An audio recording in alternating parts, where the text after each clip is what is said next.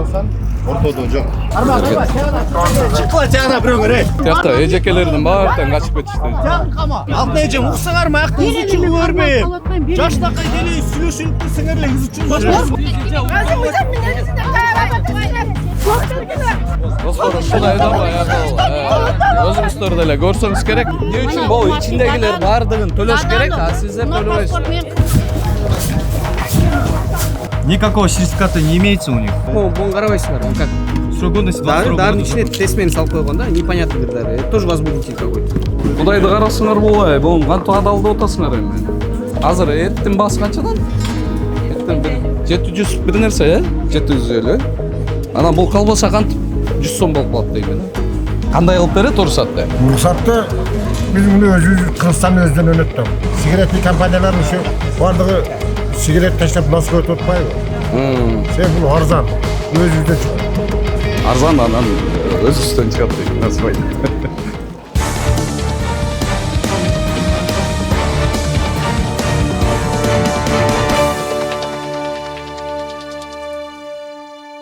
Не может быть ограничен доступ журналиста к информации, представляющей общественный интерес, затрагивающей права, свободы и законные интересы граждан. Статья 4. Закон Кыргызской Республики о защите профессиональной деятельности журналиста. Так, ассаламу алейкум, достор. Бүгүн биз Ош базарга келдик. Кайрадан эле муниципалдык инспекциянын башчысы Мирлан Талайбеков менен биргеликте бул жерден башаламан сооданы жана жанагы санитарияларды сиздерге чагылдырып беребиз. Ошол азыр Чүй Кулиева тарапка келдик, анан ары көздөй кирип бартабыз.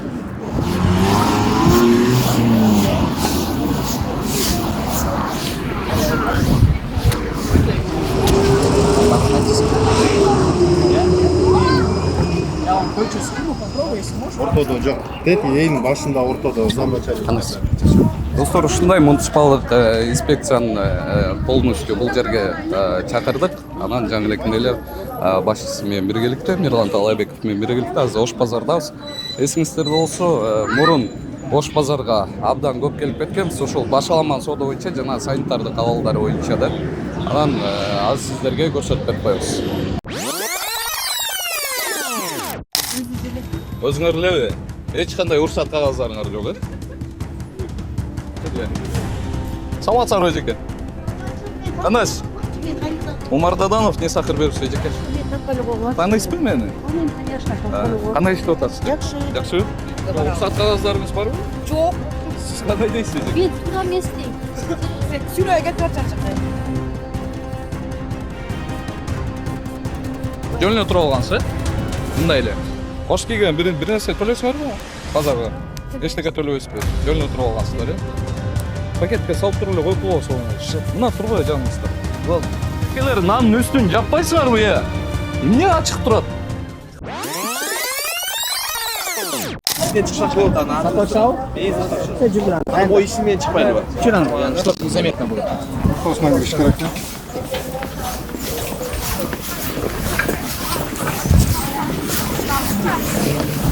Достор, азыр Ош базардын ичинде басып бартабыз. Бул жактын айтуусунча азыр биринчи барганда тиякта жыйналышат да, жана башаламан сооданчы. Анан бул жагынан басып барып азыр чыгабыз. Негизи буга чейин көп келдиңиздер да бияка. Ооба. Буга чейин көп рейдтер жүргүзүлдү, тачкаларын алып, протоколдорун түзүп. Бирок эми Ош базар эми нельзя открыто сказать, что кайгы менен. Оң жагы мененби? Ояк менен чыгабыз дейт. Бат эле тазалап койсо болот деп. Карапайым эл, оокаттарын алсаң бир чети да жалко. Жаман көрсөт. Жаман көрсөт. А бирок санитарный норма бирок таза болуш керек. Ошондой сыяктуу эле айтып коюш керек. Чыккыла жагына бирөө керек. Бирөө жагына, бирөө артына. Жагын карма, бирөөң бар алып кел жагын. Тиякта эжекелердин баары тең качып кетишти. Алпайсыңарбы? Мен жүрөм акылдап кеттим. Каршы изучу кылбайбы? Базар ачып бергиле, анан кийин бизге асыл кыла. Базар ачып бергиле бизге. Мен жүрөм ооруп кетти. Эжеке. Алма, суранам. Урушпайлы. Мен күтіп отам жолы. Мені Саламатсызбы эжеке? Кандайсыз? Жакшысызбы? Ооба. Мыйзамга башыңызды кое турсуз эжеке? Эми сен башка жумушуң кыла бербейсиң бе? Бул жерде эмне? Ачыган неме бар беле? Алтын эже. Уксас. Уксабайсызбы? Алтын эже, уксаңармы? Акты кыз үчүн көрбөйм. Жаштакай келип сүйлөшүлүп сеңерлер кыз үчүн башкасыңар. Алтын эже. Хорошо, киргизесем, укпайсыңарбы? Бuyakta hiç kim okut. Хорошо, Алтын эже. Yoldu boşalttılar. Алтын эже, attılar yoldu. Kaçka mındayrak? Шокта оғыл, сүйлесін, мұғайлы. Hurmatlı satıcılar, hukkukaç, ben siz üçün Тиішпегілі, товарға тиішпегілі. Kavarınızda değişken yok. Тиішпегілі. Анда қой берші, мұнан қарағаларды. Хорошо.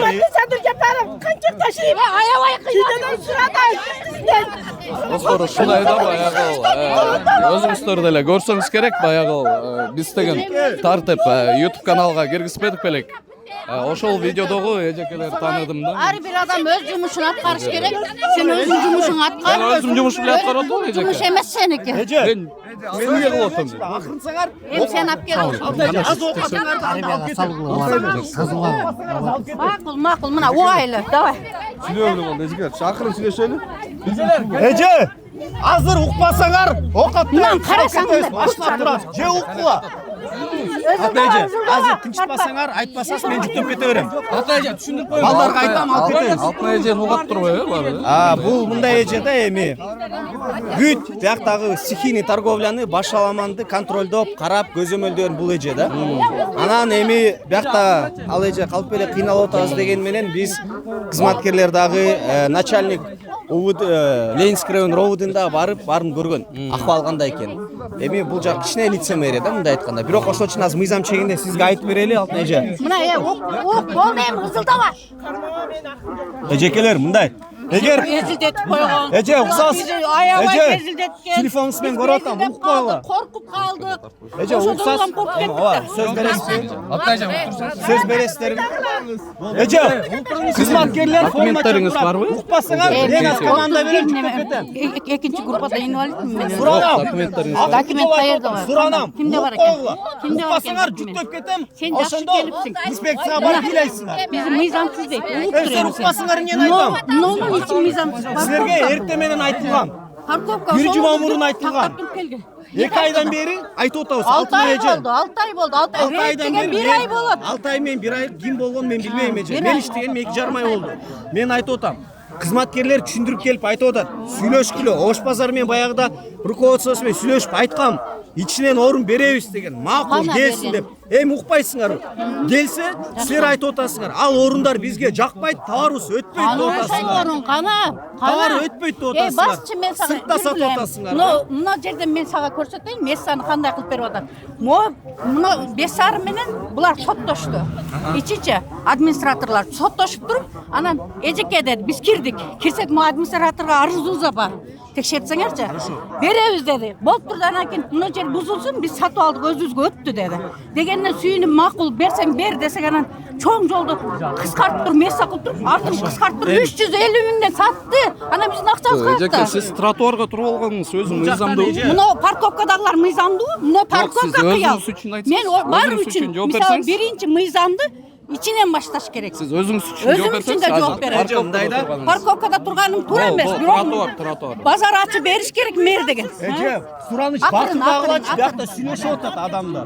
Тротуардагы айтабыз. Биз өткөн ошол боюнча келип кеткенбиз да бизчи. Бизге келген жоксуң Жок, ага. деп Сен деген келсең мен жактан айтмакмын да келип сагачы. Сен ачып кеткен тамактарды карашың керек негизи. Сенин жумушуң ошол, баары Азыр өзүнүн мисалы жумушун караш керек. мына муниципалдык инспекциянын башчысы турат, келип айтып Башчысы атат. турса биз ушуга сүйлөгөнүбүздө укугубуз бар. Сен суроо берип атпайсың. парковка кимге караштуу? Мамлекетке туурабы? Сиздин Мамлекет угуп тур. эч кандай Угуп документиңиз тур. жок. Документим жок болгон менен мен Кыргызстан жаранымын. Ошого чейин биз Мен Кыргызстан жаранымын. биздин эле кредиттерибиз башкаларыбыз бар. Хотя бы ушерге ушулар иштеп туралы. Довесный деп атат. Биз ушундай эле эмебиз бар. Башка жака кирсе место жок болду. Эми түшүндүрүп Bir атпайсызбы? жылга вперед деп атат. Bir жылга Силерге вперед Ош базар айтып атат. Ишен саткыла деп берип атат. İçine girip çok emez. Mına içine girip suragılaçı arayanda kança ödesen bir жылга Жок, эмне үчүн могу ичиндегилер баардыгын төлөш керек, а сиздер төлөбөйсүздөр? Мен Кыргызстан жаранымын. Бул мамлекетти биринчи бизди жок кылыш үчүн мамлекетти жоюш керек. Биз Кыргызстан жарандарыбыз. Но мамлекеттин жолу кимге карайт? Элге карайт. Элге базар ачып бере албагандан кийин колобош керек. Алтынай эже айтып атпаймынбы? Мамлекет Ош базар силерге условия берип, ичине саткыла деп баягыда эле айтылган. Место берген жок. Эми силер кирбей атпайсыздарбы? Кана место берчи. Айтып атпайсыздар, товардың менин Место берген жоқ бізге ешеде. Берген жок. Урматтуу Сарыкаев берген жок место. товарым өтпөй калып атат деп Жок, силер бул сыртка жалган чыкпайсыңарбы? сөз, жалган сөз. Мына Кудай турат, мойнун бизге Орун берсе товарым сыртка мындай да. Киребиз. Место берсин gireyli. Ичинен сатса адамдар эми азыраак өтөт да. Жок. Так как это тротуар, людей очень много проходит. Адам И басалабы. видимость вещей и продажи намного больше растет. И с этим выгодно здесь продавать, нежели чем место внутри. берилди. Вот, вся логика в этом. Ошону айтып атабыз. Вся логика в этом. Ичиндегилерден өздөрүн ашпай атат. Место болсо эле өздөрү басып алып Алтынай эже, Юрий Жумамурун, хорошо. Алтынай эже, капа болбоңуздар, буга чейин эскертип айтканбыз, Юрий Жумамурун рейд кылып жүктөп кеткенбиз, билесиздер, тачкаларды балдар алып кеткен, эвакуаторлор келген, кобалар, машиналар менен жүктөп алып кеткенбиз. Ошондо, мына эми Алтынай эже, сиздин сөзүңүз, меники эмес. Убада бергенсиздер. Не деп мен айткам. Сыртка чыгып сатпайбыз Жок, дегенсиздер. мен андай бербейм мен. Берип айткансыздар. Мен сүйлөгөм, мен угуп тур. Мен сүйлөгөм мына жерден ошону сен тартып чыгарыпсың, бирок ошондо мен айттым. Базарларды биринчи өчүртө мыйзамга келтир. Ана мыйзамга келгенден кийин ана көчө өзүбүз жоголуп кетебиз Алтынай эже, дедим. базардын ичин мен карабайм. Мен протокол Мен жок. сыртын карайм. Сенчи мына парковка сага караштуу, муниципал сага караштуу. Мэрин кырышып атат. Мэр кырышып атат. Эже, сиз антип жалган сүйлөбөңүз да. Мен чогулуп атканы сага жибергем өткөн. Эжеке, мен сиз билбейм. эмне болду эжеке? чечип бериңиздер. 5 айдан бери эч ким чече алат. Мына администраторлор чогулуп Эми атат. администраторлор чогулчу. Мэрияга барсак, чыккыла деп бизди кууп берет. Кирбегиле, кеткиле деп. Эже, сиздин өзүң, вот на видео да, что понятно было Келди, мне. келди. Бул эже, сиздин өзүңүздүн местоңуз бар. Ош базардын ичинде. Сиз окат сатасыз. Туурабы? Эже, сураныч айтып коеюнчу. Жок, эми ошо өзүңүздүн местоңуз бар 350 да. миңге сатып алышты. Сураныч айтып өтөйүн. Чоңураак. Апам курак элес, апа, сизди сыйлайм, бирок эми Сен да менде эле энем бар. Рахмат. Өзүңүздүн местоңуз Сыйлаганыңа бар. рахмат. Бирок өзүңүздүн местоңуз болгону менен бул жакка эмне чыгасыздар да? Буяка Эми чыккан жок. биякта келатканда окаттыңар, баары алып кетип атпайсыңарбы? Ана эмне кылайын? Жок, эже, мен сизди айткан жокмун, мен сизди айткан жокмун, мен сизди айтып атам. Мен кара. Эч ким чыккан бияка. Сиздин местоңуз туруп, бул жакта да сатып атышат да. Хотя у них есть свое место, где они продают. И выделили это место. Но нет, они там и продают, и сюда отдельно выходят. Негизи биз деген Ошкийге келип кеткенбиз да, мурунчу келип кеткенден кийин сиз жөнүндө дагы эжеке, сиз жөнүндө дагы полный менде маалыматтар бар. Маалымат болгондо ошон жасаган жерин барып Жок, карабайсыңбы? мындай деп Аябай атат таза да. жасашат Эжеке, алар бул жерде Мирлан мырза биякта муниципалдык жетекчи башчысы сиздерге айтып атат. Тиешелүү Сен кимдин документтериңизди аркасынан алып туруп, Гүлчехранын акча төлөп туруп келгенсиң сен? уксаңыз. Койчу. Сен өзүң ишин ачып кеткен нерсе жок го бул жерде. Турасыз, Сен азыр окуп камера текшересиң го. тартып, кыргыз эли көрүп атат да, эжеке. Көрсүн, айтам мен, көрө берсин. Жок, Көрө берсин. мыйзамды Сен окуп блогер айтып болсаң түшүрбөгүн Мыйзамды окуп блогерлигиңе. айтып атат, эже. Өзүңүн укуң сен тамак ачты, ачыгандарды бүт ошолор текшер. Молор ачып кеткен жери жок. Биздики 10 жыл болсо да кайра сатыла берет, кургакта туруп. Уруксат кагаз албайсыздар. Каярдан аласыз? Кимде бар экен? Сурачы, эмнеге кирип алып, кимде бар уруксат кагаз? Неге Ош Ошкийдин базар бүт ичиндеги мыйзамсыз, мына частный. Ошкийдин Бегалиев сатып алган муну. бардыгы, Ошкийдин ичиндегинин бардыгы Мыйзамсыз кадимкидей базарлар. акча төлөп, кадимкидей Кийин содага сиздер бул сага ошогон чөнтөгүнө төлөйт алар. Сиздер бул жерге Биз туруп неме өкмөткө төлөй 30 жылдыгын мен текшертип койгом. Бир да налог төлөшпөйт. Элди текшерип койсоңуз, өзүңүздү текшербейсиз. Мен өзүм текшерейин десем место жок. О, Мен кирбейсиз, төлөгүм берип келет. атпайбы? Ким берип атат? Ош базар Неге баягы жалган эле сүйлөйт? айтылган. Жок, берсе Азыр чарып кирем азыр.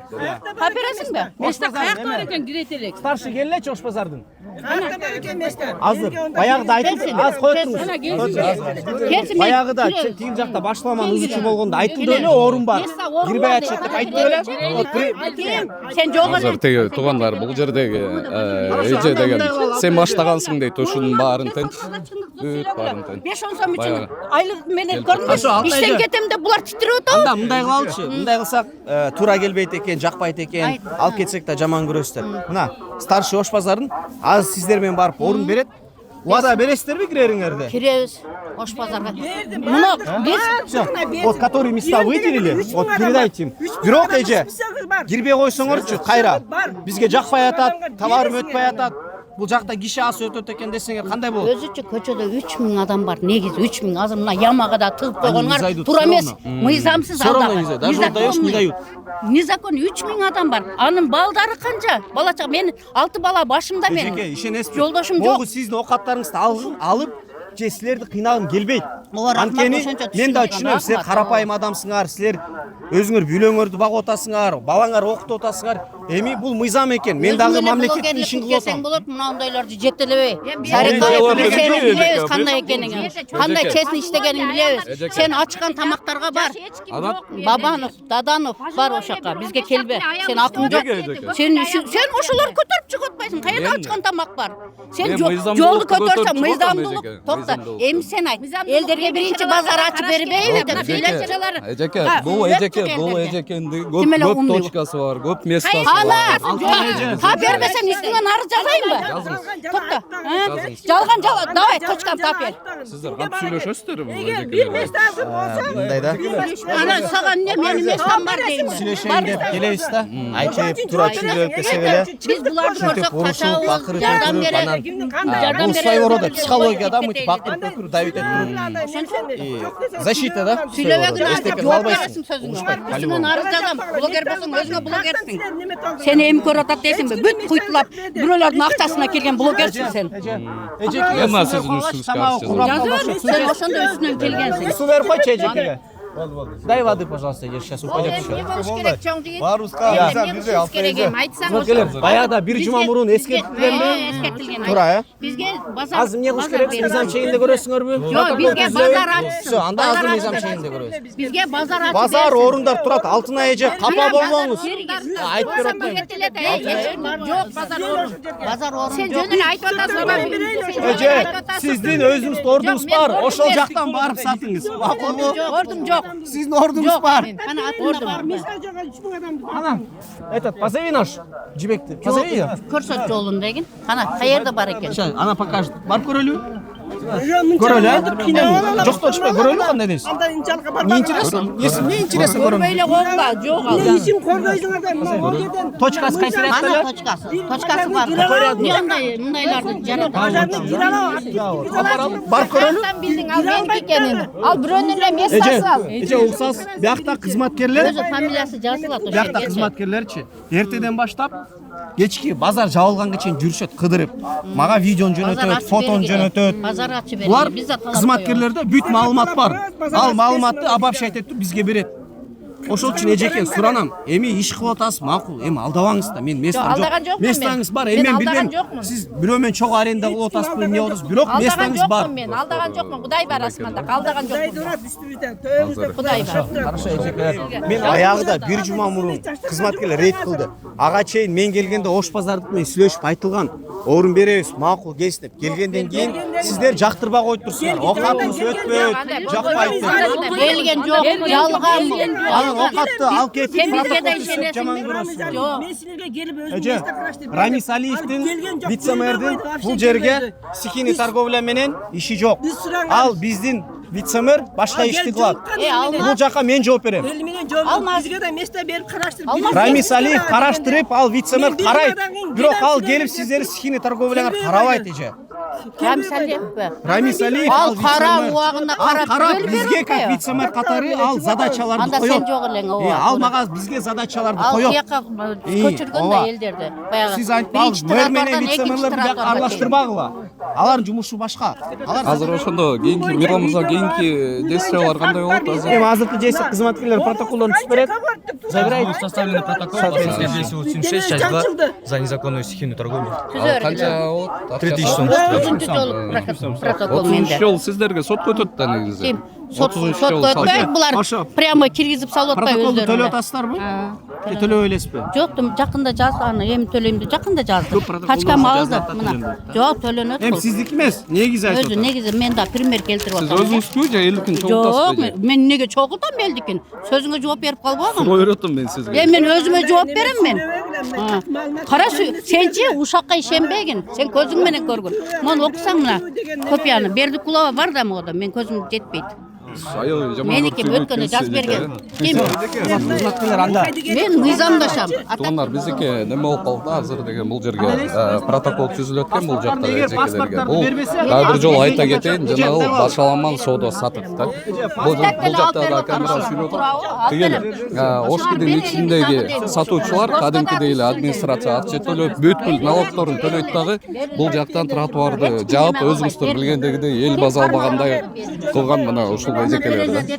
Дагы арыз жазабыз деп коркутуп атат да туугандар. Элге тийишпеген Азыр бул жерден олар тартып койчу мындай. Аман.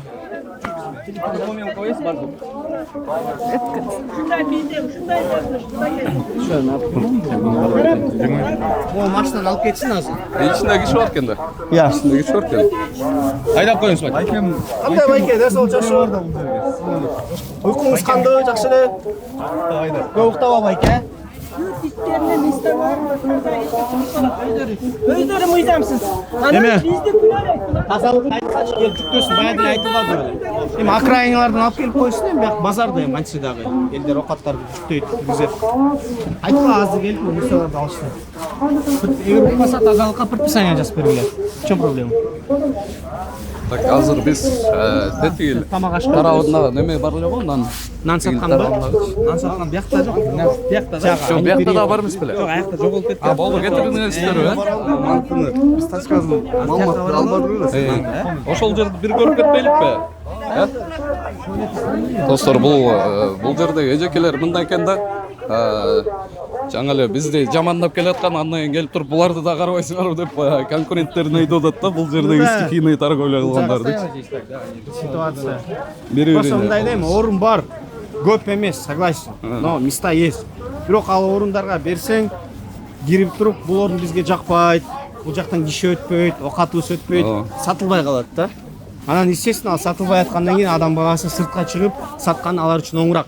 Анткени адамдар базат өтөт, көрөт, бирөөсү алат да. А тигил жака киргенче Продажа көбүрөөк, Вот эми бул бизнес да своего рода. А бирок анткени да тоже болбойт да. Эгер мүмкүнчүлүк түзбөй атсак, анда мен макул элем, биз деле унчукпайт элек. Ладно, эми сата берсин акырындап депчи. Бирок мүмкүнчүлүк турса, ошол жака адам баласы мыйзамга баш ийбесе, анда ушундай жолго барганга туура келет да. Бул жердеги элдерди алдырыпсыңар да, ушундай. Бул жакта баягыда да мурун баары билет, телефон сатышчы. Ооба. Урдалган телефондор бар, өздөрү элдер саткан телефондор бар. ППС кызматкерлери менен чакырып, калп айтпасам 2-3 жума мурун бияктан чогулганбыз. Кызматкерлер да пробеседа жүргүзүп, ким телефон алып аткан баарына протоколдоруна түсүп берип, ошондон кийин баа сатпай калды да. Эми сатыш мүмкүн, эми бирок ошо мурункудай эмес да. Мурун туруп алып эле телефондор маяка жайып койчу, эсиңиздер барбы? Колдорунда кармашчы аз келсек, могул жакта арасында балким 4-5 сатыш мүмкүн, действительно жок деп айтпайм да. Бирок мурункудай сата албайт ошо ачык. Буга тиги остановканын жанын кетирип турсуздар, Остановка жагы уже тазаланды. Баягы биз кышында келип кеткенбиз да ушул жергечи. Келип анан аз камерада айтып коет, туугандар, эсиңиздер. Ассалам алейкум. Кандайсыз? Жакшы? Кандайсың? Жакшы жүрөсүңбү? Сүрөткө чыгасыңбы? Ооба. Азыр, ушул жерде туруш эмес беле? Азыр жок бул жерде. Могул жакта сатышчы, бүт баары билебиз. Бул жака туруп тамак аштарын сатчы, нанын да сатчы, мантылар сатчы, эсиңиздерде барбы жокпу? Элдер алчы да. Азаларды уламсайын протоколдорун түзүп атып, окаттарын алып, элдер да уже көмүп калды, азыр бул жака чыкпайт да. Чыкса эле кызматкерлер басып келет, протоколдорун жазып эле тамак аштарын алып. Полный рейд кылып турат турбайсыздар күндө, Күнүгө бул жакты карап турушат да. Бирок эми кээ бирки учурлар бар базардын ичинде, бирок мурункудай эмес. Остановка жактагылар булар бүт алынган. Алар уже көчөгө мурункудай чыкпай. Эме стол мындай столдор бар эле го. Ошону могул жерге коюп алышчу да. Могул жака. Мен да уже тиги муниципалдык ишкерлер болуп калдым окшойт. Мен уже билип калдым да кайсы бол. Могул жерге коюп алышчу. Могул жерге турушчу. Наке бону чыгарчу. Шуну чыгарып койчу да тигил жака. Азыр чыгышпайт уже. Азыр сатса да ичинен сатышат да. Азыр эмти нандарды көрөлүк десек, нандар бар саткан, анан кебаптар дагы эле сатып атышат. Андан кийин үчүнчүсү баары эле билгендей медициналык немелер, таблеткалар, дарылар саткандар да бар да. Өтө коелу. Ичмең кетели. Да, не поинформат. Знаешь, говорят, собирают инфою. Пока нет, продают.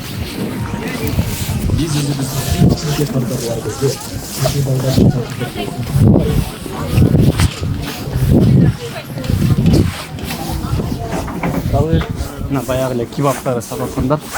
Бул Паваша частилигинде да.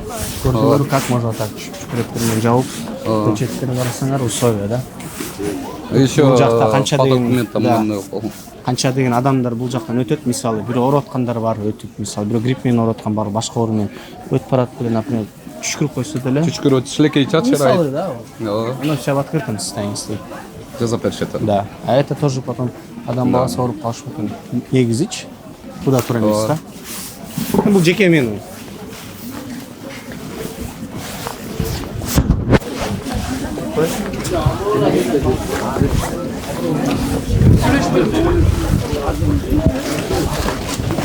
Ана гипта сатып алышат да. Мисалы.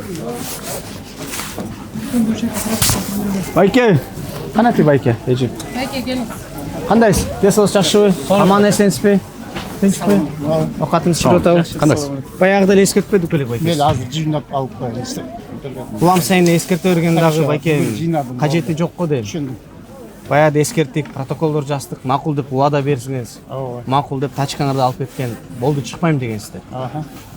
Бир жума өттү. Аз балдар келатканда маалымат берип коюшат, кайра жүктөп акырын чыгып кетип каласыңар да. Эми андай болбойт да. Хорошо, бүгүндөн кийин чыкпайбыз жок. Камера турат байке, биздин камера. Убада бересизби? Убада берем. Чыкпайбыз. Биз деле силерди кыйнаган кажет эмес байке. Атайын кыйнап протокол түшкөндөн бизге эч ким медаль бербейт. Эми ачык сөз да. Бирок эми мыйзамга баш иш керек. Мыйзамга баш ийебиз. Аз эскертсек, эртеси кайра чыкса кызматкерлер, балдар кайра тачкаңызды алып Ичине мен салып албайсыздарбы? Хорошо, алып неме кылабыз. Рет болуш керек. Место есть. Сүйлөштүк, мен бүгүндөн чыгарбайм болду. Хорошо. Хорошо, сүйлөштүк. Az уборка кылдык, неме кылып Көрдүңөр да эми орундар бар. Тиякта уже сүйрөп баратат нандыч. Эне тачка менен алып кетип баратышты. Бири-бирине айтып турушат экен. Мен айтып атпайм. Группалар менен. Өздөрүнүн немелери бар. Бири-бири менен сүйлөшөт, WhatsApp группалары бар. Алыстан деле формачан көрүнөт да. Келет атып туруп тачка окаттан алып да кетишет. Мына могул жака туруп алышат андасанда. Кийинки эжекелер кетип баратат. Ошону андыны деле айтам да, мен постоянно какча эле жүрөм да. Үстүн жаап койбойсуңарбы, жаап койбойсуңарбы деп. Алар ага баш ийбей ачпайбы? Алло, Хотя бы дейм да. О, кеш. Наке ушунтип сатып атасыздар эже. Жок, кетип магазинге алып кетип атырмын каякта. Үстүн жаап койбойсуздарбы деп баягыда айтып кетпедим эле, билесиздерби? Билем. Мен магазинге алып кетип атам, нанды саткан жокмун. Канча деген эл өтөт эжеке. Шилекей чачырайт туруп, оорулар канча. Муну жууп жебейт да, мен ошону айттым да. Туура. Мына эмес. Местаңызды бербедик беле эжеке. Местасы барбы эжеке? Местасы барбы? Ийип атам, ооба. Бар сатып атам ошо. Ошол жака алып барып атасыздарбы? Жок, бул бирөөдө келет да, мен оняка. Эмнеге качып аткан? Бул жөн эле качып кетиш эмес, булар качып кеткенде көчөгө да качпайт, көрдүңүздөр. Булар атайын рядка кирип кетишет. Рядка кирип кеткенде бул уже базар менчик жери болуп калат да. Биз эчтеке кыла албайсыңар дешет да. Мыйзамда аттап качкан нерсе да. Ичине кирип кеткен. Уже үйрөнүп кеттим турбайбы? Бул жака дагы? Кандайсыз эжеке? Кесиңиз жакшыбы? Баягы өзүм келип айтпадым да. Канча жолу эскертем эже? Место берилген турбайбы сиздерге? Жок, берлелик. Берлелик. Эмнеге албай атасыздар? алабыз эми айла жок да кантип ушунан мен операция акча Апа баягыда сиздер билесиздерби? Иште сага айткам Ооба. Мирлан билесизби? Ооба, мен сиздер менен өзүм сүйлөшүбүз, бутум ооруйт, операция эсимде анын баары. Башка Ошондо Ош базарынын старший Айдам кетти ушунда. задача коюлган. Ошол жерден чакыртып барып неметкенде эмнеге кирген жоксуздар? Аерде эч ким жок. Талабекович, они просят за воротами, на данный момент за воротами переговорили сейчас. Вообще места жок бул жерде. Булар варатан ичинен деп неметчи. Киши Коюп кирип бергиле чыккан. деп атабыз да. А варатан сыртынан эми бул жак. Пожалуйста, кире, айнам кетти. Там сейчас мест нету просто за Болсо воротами. киребиз. Потому что там проходят люди. Ошону күтүп айлам кетти. На прохожую часть, получается, не получится. Мен шартым жок, ачык айттым. Аны билем эже, сиз мага түшүндүргөнсүз айткансыз. Бул жерде келип, сен келгенмен эметкен суранган. Биз келатканда түшүндүрүп койсоңор деле биз түшүнөбүз да, баарыңар эле азыр- чогултуп эле качып баштайсыздар да. Жок, мен качпайм. Болгону айткам сага талай. Билем эсимде. Ооба. Ай келгенсиз. Анан ошо месте болсо кире берем. Алдырыңыздар, Алдыргыла. Ичине тягынан берилген эми ал жака кирбейм деп Кайсы атасыздар. жерде бар? Тиги тараптан Жок берилбеди болгон, эле. а? Жок, месте жок. Içinde до конца. Навес жаққа. Наэс жака бергенде барыңар макул болбой койдуңар го, наэс жака барбайбыз деп. Навес жакта эмес, мына жактан беребиз деди Нурбек деген бала. эже орун жок да, биягынан бере албайт. Жок, мына жерде мына аларча неме бар го? Супермаркет бар го? Ошонун чекесинен месте тапып беребиз деген бизге. Ош базарынын өзүлөрүбү? Ооба, ошол мына жерде муниципалдын баласы Нурбек деген бала айтты. Ушул жерде ошо он аягыбыз макул. Мен таап берген ылдый жакта, навес жакта Onu болчу. мен уккан Ага жокмун, биз ачык барбайбыз деп өздөрүнө өтпөй коюшту да. Анткени эл алысыраак депчи. Бирок орун бар, да, далековато, но место есть. Мне здесь локация нравится, бүгүн возле уккан ворот, мен получается, на улице направо. Хотя Прохожая бы часть. üstünü jaup koymuşlar da Eceke marlı menen. Жаап атам, саталарына. Мас жаап коем.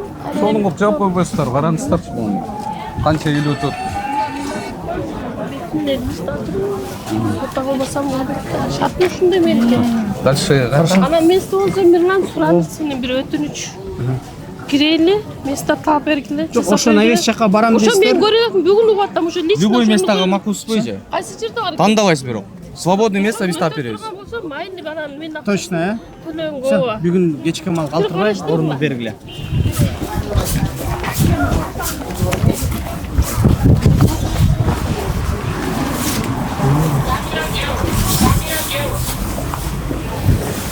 Чани, Bizden Almat altına ki bir öğüsü bol Eceke'm la. кандай? Дарылар сатып атасыздар эле. Иә.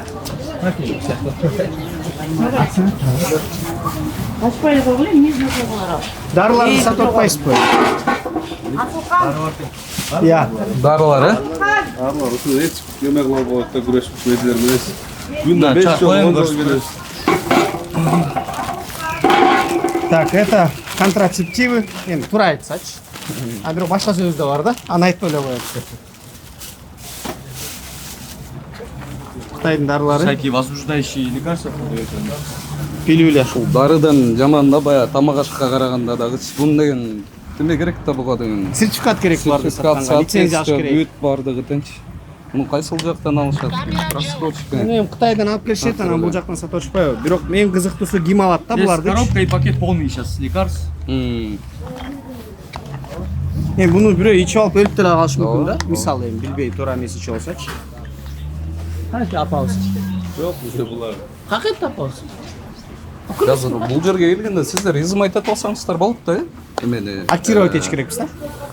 Актировать изъятый товар, да. Protokol түзүп кайра беребиз. Ошондо деле эч кандай эме болбой атат да. 2 күн, 3 күн. Бир күндө 10 жолу келжек да кайра чыгышат. Эч кандай эме болбойт. Булар бул товар менен бүтүп калбайт. Элинде дагы толтура бар мындай товар. алып келип өтөткөн Алып келип эле сатып. Они скупают где-то на оптовом и привозят здесь продают. Анда актировать этип кире. Анан келгенде кайра протокол түзүп бересиз. Большинство они за товаром не возвращаются, все приходят. Датасы жок да, вообще. Эчтеке жок. Эмне жөнүндө экенин түшүнбөйбүз ал. Эчтеке жок бала. Они в основном продают от печени, почки, анан ар кандай бир возбудительдери көп да булардачы. В основном ушундайлар сатышат. Печень, почка, сахар, анан возбудительдер толтура, контрацептивы, гели, мели там Буларды түшүнбөйбүз да. Баягы күнү бир эже биз эме кылып келгенде аркабыздан келип айтты, менин күйөөм ушул жерден бир наркотический бирдемкени алып ичеткен. Бирок факты жок, биз аны далилдей алган жокпуз. Бул эжелер бүт кытайча жазылган дарылар эмне экенин түшүнбөйбүз, чын ачыгычы. Биз түшүнбөйбүз. Эмне жөнүндө эмне товар сатышат, бирок бүт китайский дарылар. Ушул жерде бирок маалыматта бар, ошондой наркотический бир эмелер. Психотроптор наркотический деген маалымат бар. Мон тартып Буларда эмне товар бар экенин эч ким түшүнбөйт. Никакого сертификата не имеется у них. Витекс, Митекс, ачылган дары мисалычы. Ошондой эле сатышат, к примеру. Срок годности просрочен, они 22-го года здесь продают. Могу дарын ичине негизи мон карабайсыңар, как Срок годности 22-го года. Дарын ичине тесмени салып койгон да, непонятный бир дары. Это тоже возбудитель какой-то. Чеснок. Неправильно же. Снайпер дейт. Жакшы ата окшойт, а? Ушул жазып турат да просто. Достор, биз ушул Ош базардабыз. Беркеле дарылар тарабына келдик азыр Мирлан мырза менен. Азыр ошондо ушул жетекчи болуп келгениңизге канча болуп калды бул убакыт? Анан кандай өзгөрүүлөр болду? 3 айдай болуп калды. Мен жетекчи болуп ушу муниципалдык инспекция келгенде. Буга чейин Ош базарда башталгандар көп болчу. Баарыбыз билгендей эле Орто Сайда блошиный рынок деген бар болчу. Ошо блошиный рынокто да калдык. Анткени суббота, воскресенье элдер Юнус Алиева көчөсүндө база албай да калган да. Анан биз схемий торговляны алып, эми көрдүңүздөр, өзүлөр деле уже бири-бирибиз таанып калганбыз, дос катары болуп эле баарыбыз айтып, түшүндүрүп, болбой эле протоколдорду түзөбүз, келишет, кетет, бир жума жок болот, кайра чыгат. Бирок мурункуга окшоп тротуарларды, көчөлөр жаап сатпай калган бар иш жагына кирип сатып атышат да. Бирок анда деле күрөшүп аракет кылып атабыз. Мындан тышкары биз грузовой машиналар менен көп күрөштүк, дөңгөлөктөрдү загрязнение кылып асфальт алкалагандар, строительный компаниялар өзүнүн тегерек жайын карабай, прилегающий территориясын бузуп, мусорларды өтөп, ошон баары менен күрөштүк. Азыр биздин жыйынтык боюнча ушул келген жумушка келгенден бери 20% жана 1 единицасына биз протокол боюнча көбөйттүк. Бул протокол түзгөн показатель эмес, биз кыйын болуп жаздык деп. Бирок бул өзүндө профилактический мероприятие, өзүнүн беседалары бар да. Башаламан соодага күрөшүү. Башаламан соодага күрөшүү. Мурун баарыбыз эле билебиз, остановканын артында да сатышы, тамактар сатышы, нандар сатышы, мантылар сатышы. Азыр андай көрүнүштөр жок да. Азыр жакшы. Тазалап калсыздар. Пешиңизге келик. Чоң рахмат. Чоң рахмат. Эжеке, жаңы эле жаап коем деп эдиңизби? Үстүн жаап коюңузчу андан. Эже, жаңы эле жаппадыңыз беле? Кайра ачып койдуңузбу? Жаап сода кылып атам. Жаап сода кылып атам балам. Жаңы эле сонун кылып. Жок, мындай эмес. Мисалы, марли менен жаап коюңуздар. Караңыздарчы, мындан түшүп кетти эже. Муну жууп жебейт да эжеке. Жууп жебейт, туура айтасың, ооба. Койбоңуз эми кайра алдаган. Жок, мен калам да, мен койбойм, бетин ачып коем. Мунун досуң алды. Сонун кылып жаап койбойсуздарбы эже? Анан иштей бериңиздер да. Мынакей, бул жер жабылып турбайбы, например, ошондой эле кылып коюңуз да эже. Туурабы? Алып берейинби пишип алайын флёка? Мондай. Барбы? Жаап коюңуз ошентип эле. Булар деле жаап койгула да. Же стеклянный кылып жазып алгыла, э? Хорошо? Жүрсөңүз. Бияк деле ошол эле да. Бияк кимдики? Сиздерки биякта. Эмне айтып атасың дейсизби? Сен меники эмесчи, азыр бул кыз ону правасына кетти эле да. Чуркоп. Мына бар муну жаап коет мына. Мына. Жаап алат бул. Бар жапкычы мына. Эжекелер карагылачы, канча эл өтөп бул жерде, канча шилекей чачырып атат, канча оорулар бар. Силер болсо сатып атасыңар. Мен сүйлөп атам, шилекейим чачырып атсачы эже. Туурабы? Кыз жок эле да бир жака кетти, азыр келет. Так, туугандар, ушу менен өйдөгө өстөй чыкканда, азыр мисалы жаңы эле биз келатканда көрүшкөндө анан бул жакта эле ушул жерде дагы бул жерде дагы эжекелер мага убада беришкен да. Тигил нандын үстүн эсиңиздерде болсо стеклянный кылып, мындай стеклянный кылып, ошол айнектин ичинде сатабыз депчи. Ачык сатпайбыз деп ошентип убада беришкен. Ал жерден өтүп кеттик бе биз, Sen çakta olmuştu abi. Ötmettiriz tabii sen. Kandaysızlar? Жақсыздар? Е, жеке. Қандай ішті отасыздар? Еже? Сонсор. Бияк сиздердикү? Сиздикү баке? Жок. Эже. Өткөндө жаап коем деп едиңиздер беле, тетигине, марли менен. Эмне жаппайсыздар? Эже. Эже, азыр кирип барам, мен билесиз. Баягыда айтпадыңыз беле, эмнечи? Документтериңиз барбы? Расмы аралап келейин, Иә. Мен таппаспай келем. Кудайды карасыңар болбой, бул кантип адал деп атасыңар эми.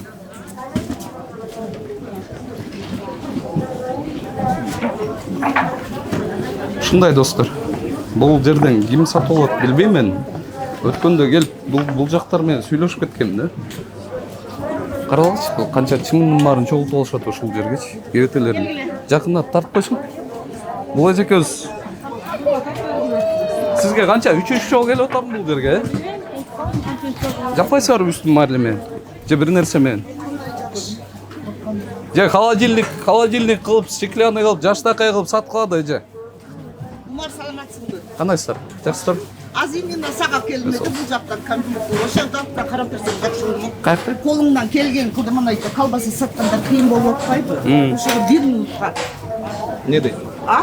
Şu akşam da bana gruba söylüyorlar da kolundan kelgen işler. Мен силерге Жаппайсызбы эжеке?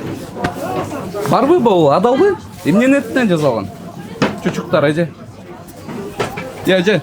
эч кандай Жылкынын этинен жазалган. Жылкынын этинен? Интервью алып бергилечи, мен деле качып деле кетем. Жылкынын этине дейсизби? Документиңиз барбы? Кайсыл жакта союлуп келди? Ушактан союлган. Кайткан? Ичинен союлган. Бул ошо ичинен жасап береби? Сиздерге. Ичинен жасап берет да. бул жерден чындырма. Жак деле коюп атат. Жаштакай кылып жаап койгула да силер деген акча табып атасыңар да. Туурабы? Сонун болуп. Ошондо Эл келбейт да. Жок, баарыңардын жапкыла. Эл келбейт. Бул Эмне ачылып турбайбы? жаабыңар деп сурайт да. Биз жакта отурдум, мен 2 күн отурдум. Эчтеке Чымындардын баарын чогултуп ушул жерде куруктап отура бересиңер баны. Болго канча чымын келбейт чучукка же. Чымын келбейт. Кантип келбейт? Бышкан чучукка чымын келбейт. Эмне чачасыңарбы бир нерсе? Келбейм, эчтеке чачпайбыз. Анан кантип келбейт? Башкалардан да я не буду отвечать интервью. Сиздер ассалам алейкум. Кандайсыздар? Жакшымы? Кандай иштеп атасыз? Жакшы. Нормально. Сертификат соответствие барбы? бар. Эмелерич. Азыр мөөнөтү Өтө эле жалып турат. 13-25 дейт. Бир ай сакталмай. Канчадан сатасыздар? Ушул да жана арзан баадагы колбасалар, Жок, азандай буякта эмес. Канча 100 сомдон беле? Жок. Алар 160 сом. 100 сом. Бул 160 сомбу? Эмне нети бул? Бул куриный айырбаштыр булар. Асылын куринилиги. Каяктан келет? Эме Конская деген фирма бизден чыгат. Каралды. Каралта чат биякта Талас деп турбайбы? Негизи филиалы Каралтыда. Кыргызстан Талас дейт. филиалы бар, Талас дейт. Сертификат соответствие барбы бала? Негизи Көрсөтсөңүз, көрөйүн да могунтун. Именно ушунтун. 160 сомдон эмне деген неме? Бул колбаса туугандар. азыр эме WhatsApp жөнүндө айтпайм да. Жок, оригинал керек да. Самоцар. өзүңдү чөмдөргөнчү. Жок, жаныңызда оригинал болуш керек байке. Барбы, жокпу? Жок, жаныңызда оригиналы. Хорошо. Бул жагычы.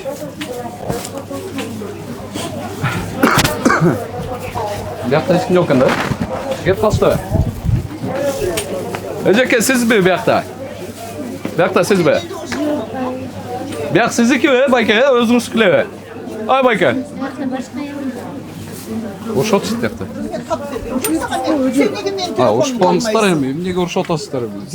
Эжеге сода кылды чек сурасам жаман көрүп атты. Мен Жалган сүйлөбө. Мен телефонду кармап өзүм ачып жаныңызда атасың. подушкаңызды чыкырсаңыз? Мен чыкырам мен чыкыра турган. Мен чыкырам. Камерамды Неме? ошого. Акчаңызды кайра кайтып бердим. Анда да болгон. Мен сага көрсөтөм кетип калдым. Мен көрчү. Мен милицияларды чакыргам. Азыр мен милицияларды күтүшүрөм.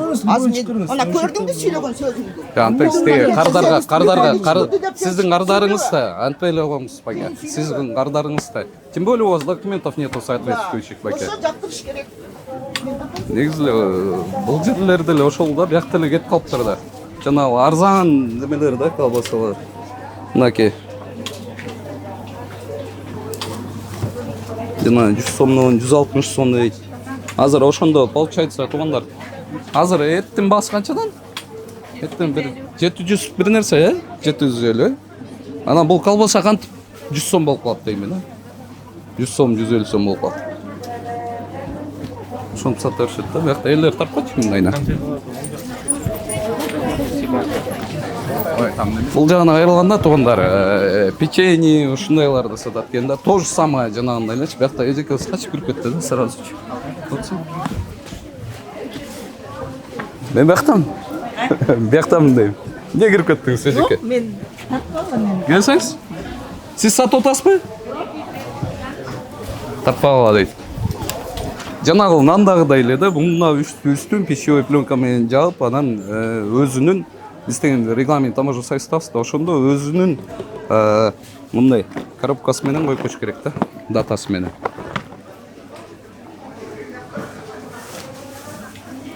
Сиздикиби? Жок, бир жакка кет. Сизчи? Мен ичине сен сатам. Сейчас месяц какой? 11-ге чейин ноябрь. Месяц. Сейчас Ноябрь. Сейчас 10. Assalamu alaikum.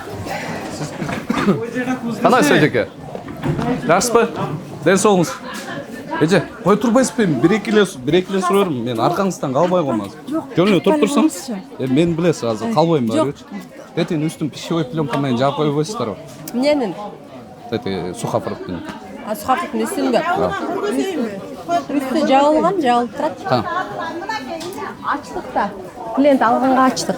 Жок, түшүнөлүсүз го. Чымонус. Чыгат да ошон үчүн качып атпайбы? Жүрсөңүз. Мен эмне жеп алмак белем. Эжеке, бон деген постоянно эле ачык эле турат да, болуп кантип эле общий жабышыңар керек экен да, бон баарын азыр. Бон бар пищевой менен жапсак биз кантип соода кылабыз? Кайра түрөбүзбү каждый келген клиентке? Ачык жок, мындай оңдоп койгонго да мындай үзү. Бизге оксорбу? Андай вообще эме болот. Бон, например, жаңгакты алып барып алып үйгө барып жууп жебейт да туруп. Биз өзүбүзчү жаңгакты сиз үйгө алып барып жууганга чейин каждый раз сито менен өткөрүп тазалап салабыз да бүт товардычы. Азыр мен сүйлөп атам, шилекейим чачырып атты, например, может мен ооруп атам, грипповать этип атам или кандай бир заболеванияларым бар, ооруларым бар. Канча эл өтөт, ош базардабыз эжеке. Мен спорт этпей эле пищевой пленка менен эле жөн эле жашынакай кылып жаап койгон, жылтырат бул жерде. Жок. Кана барбы, жаппайсыңарбы? Кайра ачып Мен сизге айтып атпаймынбы, ошону удобный кылып, мисалы сол жазап алгыла. Удобный кылып, сонун кылып. Узун мисалы ошондой эле кылып койгон. Мына бул 3 рядты бири ачып, кайра жаап койсоң болду. Кылганбыз да буга чейинчи, бирок Мен деген. просто элдин ден соолугун айтып атам эжеке, сиз акча таап атасыз туурабы? А мен мисалы грипповать этип атсам, муну бирөө жеп туруп, анан ооруп калсачы, сиз билбейсиз аны. Сиз бирок себепкер болуп каласыз. Хорошо. Элдин ден соолугу кымбат турат да эже. Качан жабасыз? Арзан деп коңуз.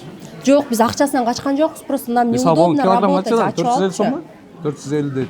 Жаңгактыкы 750 дейт. Ушунча кымбатпы? Ооба, түшүп беребиз да. 750 дейт. 750 сом экен. Тиги пищевой пленкаң көп болсо бир 200-300 сом калат болушубуз керек. Жок, ал акчасына биз эметкен жокпуз, просто нам неудобно работать. Хорошо.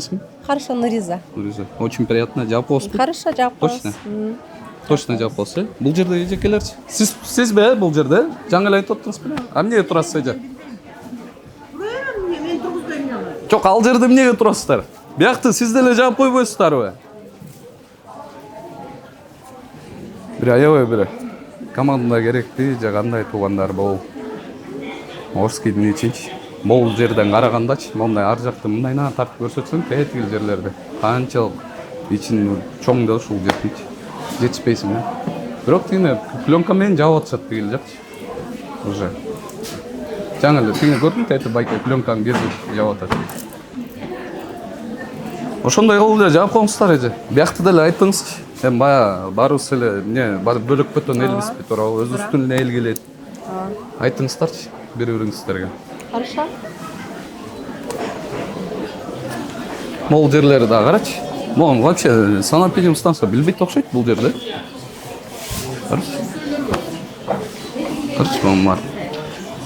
Жок, мындай жакшы туугандар, достор. Бизге туристтер келет, анан ош базарга келип, ошолорун көрсөтсө болот да, баягы жер жемиштерди.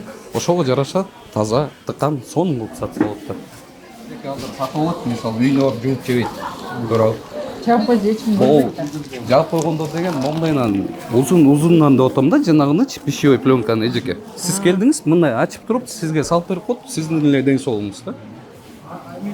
Болду, түшүнүп. Так, достор, Бишкектин ош базарынын ортосундабыз.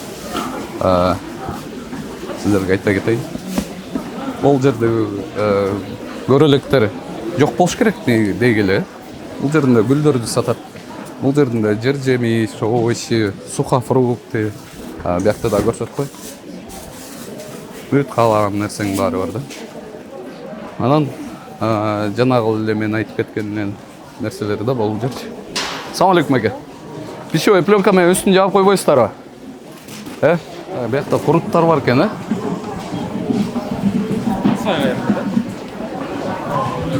Курут экен да, Assalamu alaikum. Кандайсыз? Жакшысыздар? Курут каяктан ба экен? Мен азыр кароолмун. Кароолмун? Охранабы? Охрана. Жөн эле карап атасыздарбы? Жөн эле карап атам. Сиздер чежеке, бул жер сиздикиби?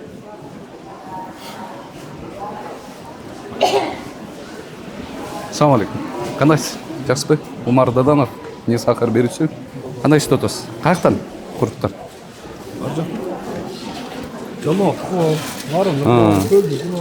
Үстүн неге жаап койбойсуз? Үстүн неге жаппайсыздар дейт? Пленка бар го? Пленка бар го, ичи көрүнгөнчү. Ошо менен жаап койбойсуздарбы? Болду, хорошо, следующий раз жаап коём. Курутты алып барып жууп жебейт да.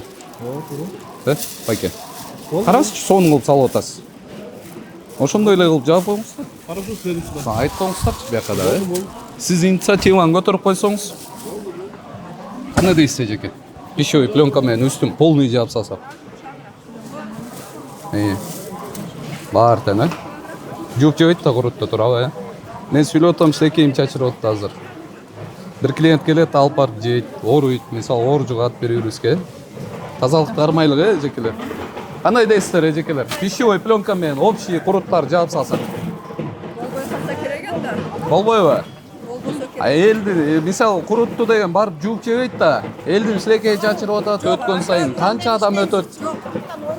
Акча таап атпайсыздарбы? Ошого жараша сиз деген сан норманы аткарып коюшуңуздар керек да. Хорошо? Хорошо, марлименди эле мисалы жууп жебейбиз дейм да мен. Жантан бери сүйлөп атам, менин силекейим чачырып атып болду. Мен грипповый этип атсам. Туурабы? Ошон үчүн үстүн жаап коюш керек. Канча адам өтөт ушул жерден? Ошо, биринчи өзүңүздөн баштасаңыз, эжеке. Өзүңдөн баштаганда да базарын келип жаппырсаң, элдин баары жаап. Ооба. Бир гана мен жапсам, башка жаппайт. Сен ишиң бар, өзүң базарың. Сиз баягы инициативаны көтөрүп чыксаңыз, эжеке, вообще сонун болот да. Көтөрсөң да кылбайт. Келиңиздер депчи. Көтөрүп 30 жылдан бери иштеп эле келатам. Эч ким көтөрбөйт. Мына тигил жактагылар, давай, жабабыз дешпеди баары тең. Эмне десе ошол. Жаап коюңуздар да. Достор, биякты айтсам, марли менен жабыңыздар эжекем да, Марли менен жабыңыздар. Тазалыкты сактайлык эжекелер, Элдин ден соолугун ойлойлу, адал акча табыңыздар. Мисалы үчүн жайлоодо кандай кылып жасайт дейсиң?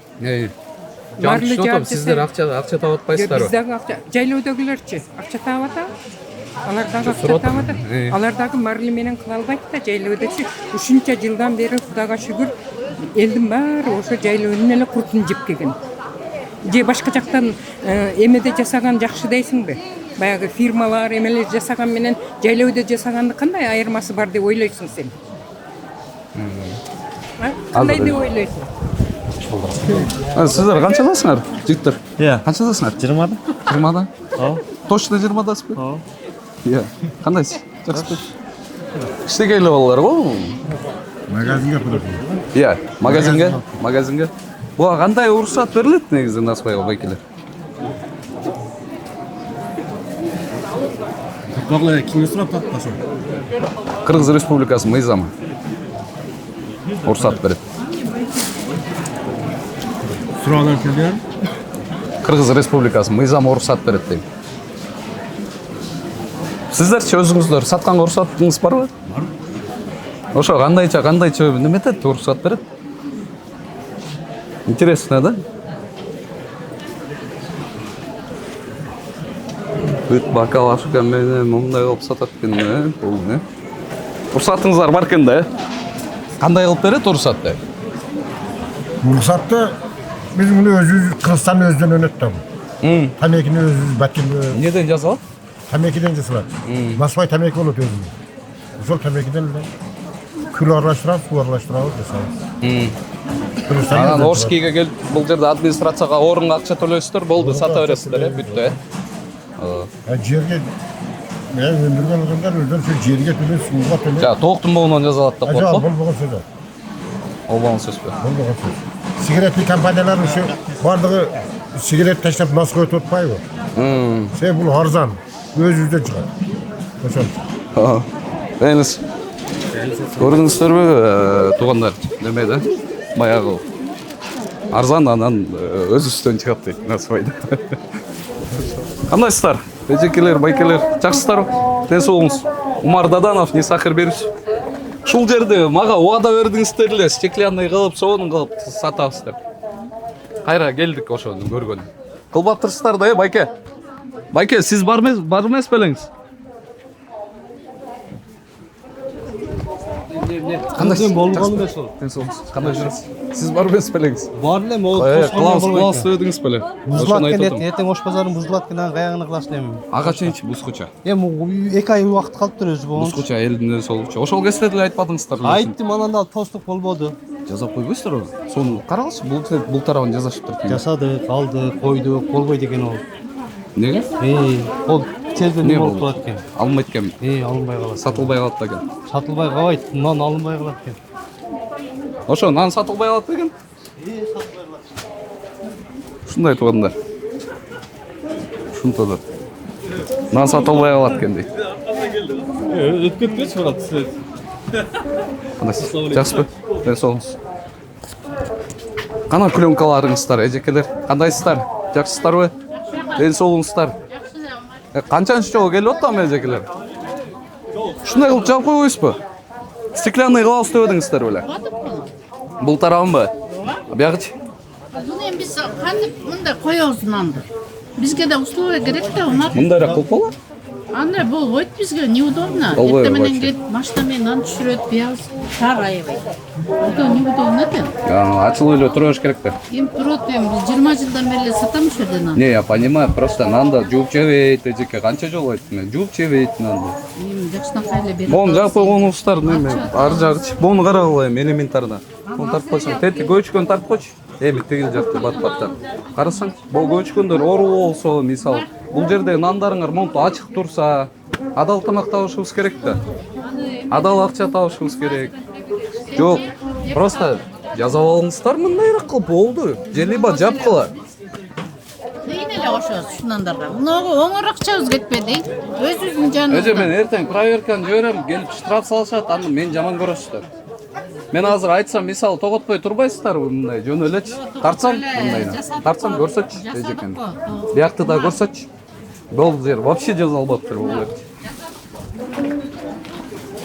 Тартчы болмайна болду. Сөзүр. Достор, анан ушунча да жаман көрүпчү. Ушул баягы кыштан бери келип, Ошский рынокты ушул нандарды айтып келем. Анткени бул жерден абдан көп адамдар өтөт да, бияктанчы, ары-бери. Анан ошол нанды алып бар канча адам мисалы билбейм туугандарбы айта турган эле сөз жок калды. Канча деген эл өтөт, канча деген оору адамдар өтөт, соо адамдар өтөт. Нанды алып барып жууп жебейт да, бул деген элдин денсаулыгы да туугандар. Анан бул жердеги теги колбасаларды да карасак, жанагандай да 150 сомдук, 100 сомдук колбасалар, бир да документтери жок да, мертвечина полностью. Ошондой достор, эмнедерин да билбей калдым. Өз паңыздарды өзүңүздөр бересиздер. Ушул видеону бири-бириңиздерге бөлүшүп, комментарий жаза кетсеңиздер, бизге берген салымыңыздар болмокчу. Умар Даданов, Несахир Бериши, Ош базардан.